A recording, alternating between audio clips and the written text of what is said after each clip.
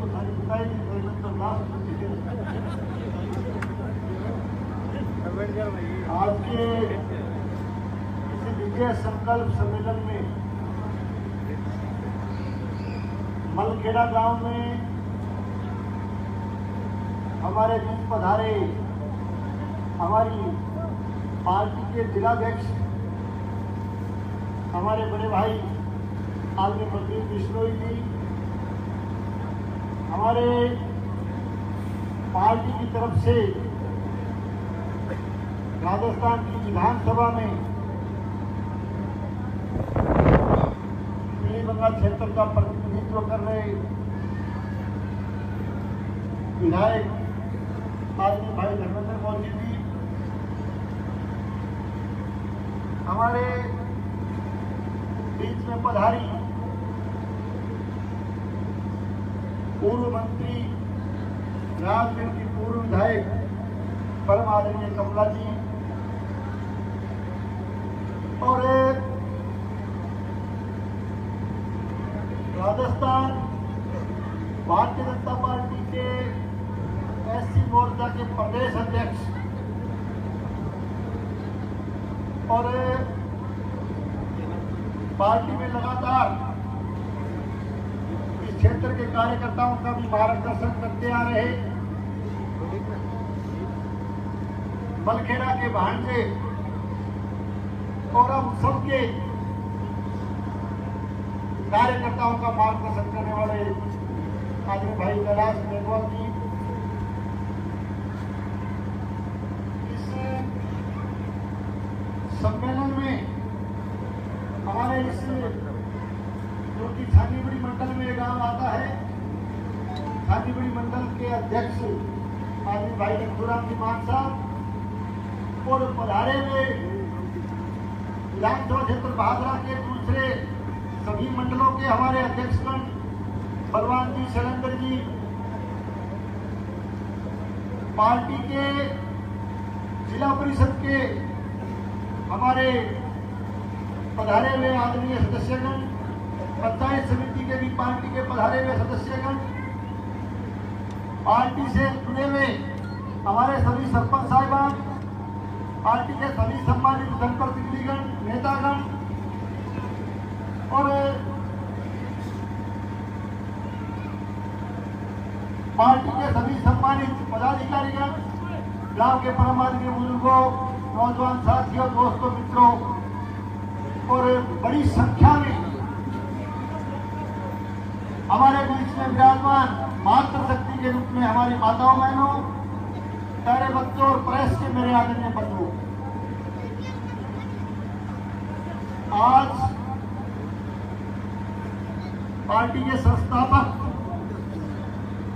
श्यामा प्रसाद जी मुखर्जी साहब का बलिदान दिवस है। बलिदान दिवस के इस मौके पर उनको सत सत नमन करते हुए मैं अपनी बात शुरू करता हूं और सबसे पहले मैं सुनील बराड़ा जी तो हमारे पार्टी संगठन से जुड़े हुए युवा कार्यकर्ता हैं, सुनील बराड़ा जी का, समस्त बराड़ा परिवार का और विशेष करके समस्त ग्राम मलखेड़ा के पार्टी के सम्मानित कार्यकर्तागण का और ग्रामवासियों का इस बात के लिए आभार प्रकट करता हूं कि गर्मी के इस मौसम में आपने भारतीय जनता पार्टी के बैनर नीचे शानदार कार्यक्रम का आपने जो है आयोजन किया है और इस कार्यक्रम का नाम भी विजय संकल्प सम्मेलन के रूप में आपने इसकी शुरुआत यानी विजय संकल्प सम्मेलन की शुरुआत इस भादरा विधानसभा क्षेत्र के ऐतिहासिक गांव क्रांतिकारी गांव मलखेड़ा से आपने शुरुआत की है।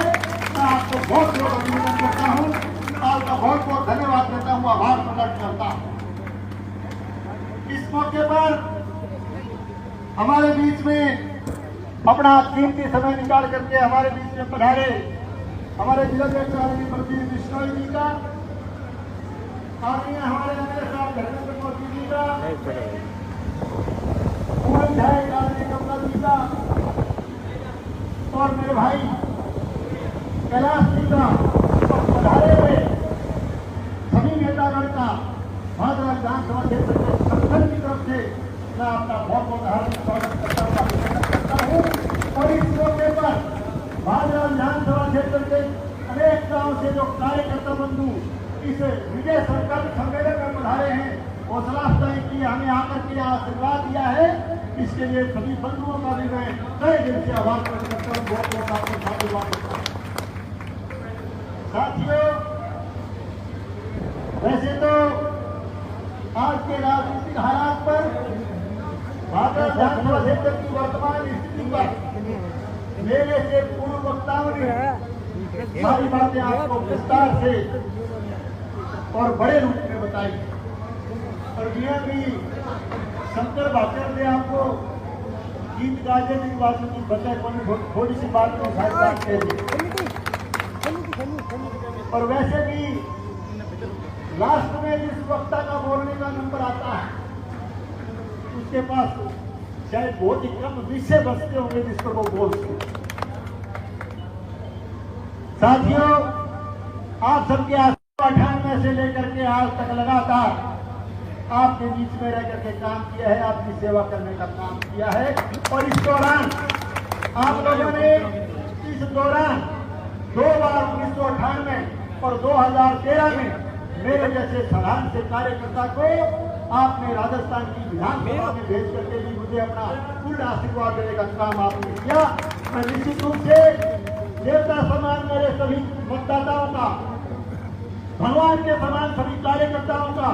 मैं इस बात के लिए बहुत बहुत आभारी हूँ, मैं आपका ऋणी हूँ कि आपने मुझ जैसे कार्यकर्ता को सम्मान दे करके 2 बार राजस्थान की विधानसभा को सुशोभित करने का आपने काम किया। साथियों, ये बात मैं इसलिए निवेदन करता हूँ कि जब जब आपने मुझे काम करने का मौका दिया, जब तक काम का सवाल हो, राजस्थान की विधानसभा में पहुंचे हुए नुमाइंदे को जिस तरह से काम करना पड़ता है, चाहे वो विकास की बात हो, चाहे इलाके के मान और सम्मान की बात हो, चाहे किसी के व्यक्तिगत काम का सवाल हो, चाहे आपके सुख और दुख में बराबर का भागीदार बनकर के आपके बीच में रहकर के सेवा करने का सवाल हो, हर तरह से यहाँ के चुने हुए नुमाइंदे को काम करना पड़ता है। और आपके आशीर्वाद से मैंने हमेशा आपकी भावनाओं पर खड़ा उतर करके काम करने का प्रयास किया, ईमानदारी से काम करने का प्रयास किया। आपने लगातार मुझे अपना आशीर्वाद आप लोग देते रहे, मैं इसके लिए आपका फिर से बहुत बहुत अभिनंदन करता हूँ, आपको बहुत बहुत साधुवाद देता हूँ। जहाँ तक पिछले सरकार का सवाल है, याद कीजिए जब हम लोग सरकार में थे किस तरह की बिजली के हालात थे। हम लोग जब सरकार में थे, आदरणीय वसुंधरा जी के नेतृत्व में लगातार 24 घंटे बिजली देने का प्रयास हमारी सरकार करती है। और इसके साथ साथ हमने लगातार 5 साल तक बिजली के दाम में वृद्धि की, बिजली की कीमत में वृद्धि की, बिजली के बिलों के लाइट आज हालात किस तरह से हैं क्या आप सबके सामने लगातार 1% बिजली कटौती का सामना राजस्थान प्रदेश के उपभोक्ताओं को करना पड़ रहा है। और इसके साथ साथ 1% टैक्स, चाहे वो फ्यूल चार्ज हो, चाहे साइड सेवा शुल्क हो, चाहे अन्य करवाती हो, 1% टैक्स हटा करके राजस्थान की वर्तमान कांग्रेस सरकार ने राजस्थान प्रदेश की बिजली उपभोक्ताओं की कमर तोड़ने का काम किया। आज 50 बिजली देने का को लेकर के आए हैं। मैं आपके स्वागत से पूछना चाहता हूँ, देखो यदि आप अपनी बात पर सही हो तो ये खड़ा काम से उपभोक्ताओं को, ये खड़ा को सबसे बड़ा काम हमारे भादरा विधानसभा से करता है, उन लोगों को आंदोलन की आवश्यकता है। मैं पूछना चाहता हूँ साथियों, ये खड़ा गांव के उपभोक्ता, बिजली के उपभोक्ता, जिनका आज तक का इतिहास रहा है, जिनका आज तक का इतिहास रहा है कि खड़ा गांव में कभी किसी कारण हाथ के लेने का काम नहीं किया और कभी भी किसी के बिल सभा कारण में विलंब करने का या देरी करने का काम नहीं किया। आज लोग इस बात का है, लोग केवल खड़ा गांव के उपभोक्ता इस बात का कर रहे हैं और ये नहीं उनका कहना ये है कि हम आजादी में नहीं देंगे और जो तुम लोगों ने कमर तोड़ने का काम किया है जिनके दाम बढ़ा करके वो नजायज भी नहीं देंगे। इस बात के लिए लगातार पिछले 3 साल से उपभोक्ता संघर्ष समिति के रूप में देवधना गांव के कार्यकर्ता, देवधना गांव के सदस्य 3 साल से लगातार मजबूत आंदोलन कर रहे हैं। आज फिर आपके वाले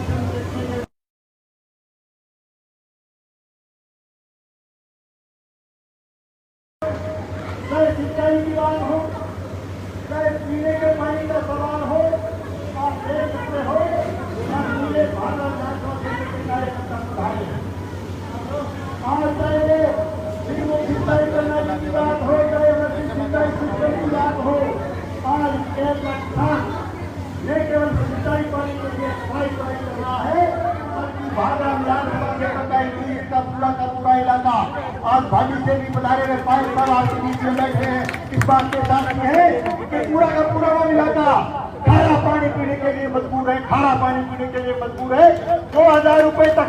1800-2000 रुपए तक जो है टैंकर से पानी खरीद करके मंगवाना पड़ता है। इससे ज्यादा शर्मनाक हालात इस भागा विधानसभा क्षेत्र की कोई हो नहीं सकती। और जिस तरह का काम ये कहते हैं बिजली पानी चोरी रोकने का काम करेंगे, उसमें भी मनमाने पूर्ण तरीके से, भेदभावपूर्ण तरीके से जो है चुन करके जो है काश्तकारों पर जो है झूठे मुकदमे बनाने का काम भी इन लोगों ने हाथ में लिया। साथियों, चाहे हम शिक्षा के क्षेत्र पर बात करें,